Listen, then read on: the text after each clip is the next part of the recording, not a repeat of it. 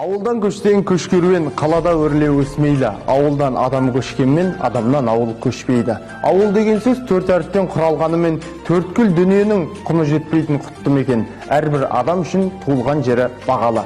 Біз бүгіннен бастап Жалағаш ауданындағы барлық ауылдар туралы мәліметті және де барлық ауылдарды сіздердің назарларыңызға ұсынып шығамыз. Ең алдымен Қаракеткен ауылы Талдыбай елді мекенінен бастайтын боламыз. Жалағаш қой совхозы 1941 жылы Ұлы Отан соғысы басталғанда Ақтөбе облысынан көшіп келген шаруашылықтың негізінде құрылған.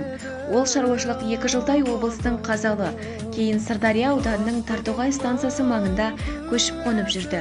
Сол кездерде бұл шаруашылықта басшы тұрақтамай, алдымен Сартаев, кейін Асқаров деген кісілер басшылық жасайды. Совхоздың негізін қалаушы алғашқы директоры Есетов Шомабай 1943 жылы сәуір айында совхозға тұрақты орын етіп, бұрын кәрістер тұрған актив колхозының мекенін таңдайды.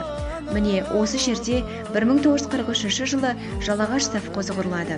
Соғыс жүріп жатқан ауыр кезеңде колхоз экономикасын көтеру оңай емес еді. Алғашында 700 бас ірі қара малы бар колхоз 1946 жылы Сырдария ауданындағы Тартоғайдан тағы да 500 бас сиыр алдырып, 2 ферма ұйымдастырылады. 1947 жылы совхоз Ақтөбе облысынан 3000 бас жібек жүнді мериноз қойын, Қарағанды облысынан 5000 бас еділбай тұқымды қойын алдырады. Осы кезде 200 бас жылқы, 2000 бас түйе алдырып, 3-ші ферманы ұйымдастырады. Жалағаш қой шаруашылығының негізі осылай қаланған еді. 1951-1961 жылдары совхоз директоры Рысбаев Төле болды. Осы уақыттарда совхоз Қаракөл қой шаруашылығына бейімделе бастады.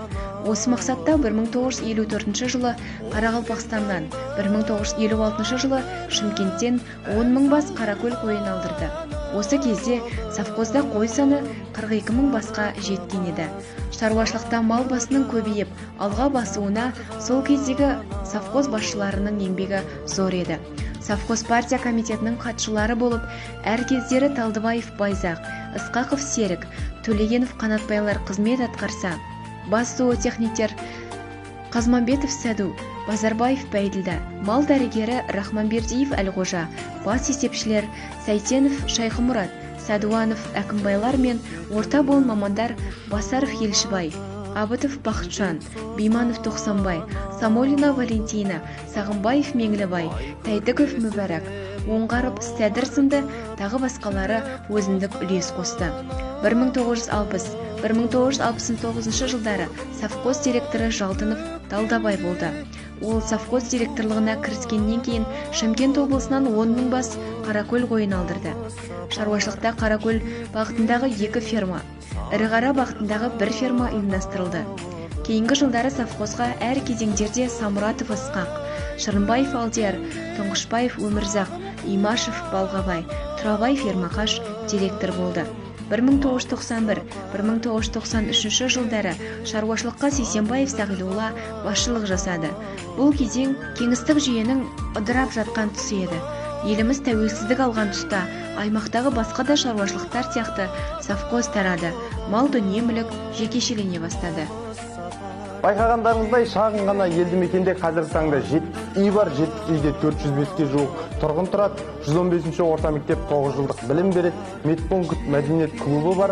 Ауыл тұрғындары қазіргі таңда бізге шынымен де адал еңбегімен, қазақы дәстүрді әдет ғұрыпты ұстануымен танымал және де үлгілі. Елді мекеннен даңқты тұлғалардың көшін беріп, Саймағамбетов ағамыз секілді тұлғалар бастап шыққан және де бұл ауылдан әлі талайда адал еңбекті елге насихаттайтын, елге адалдықты, адамдықты үйрететін азаматтардың шығатынына біз сенеміз. Егер де сіз осы ауылдың тұрғыны болсаңыз, сізге жалынды сәлем және де келесі біз сіздің ауылыңыз туралы көрсететін боламыз. Келесі кездескенше.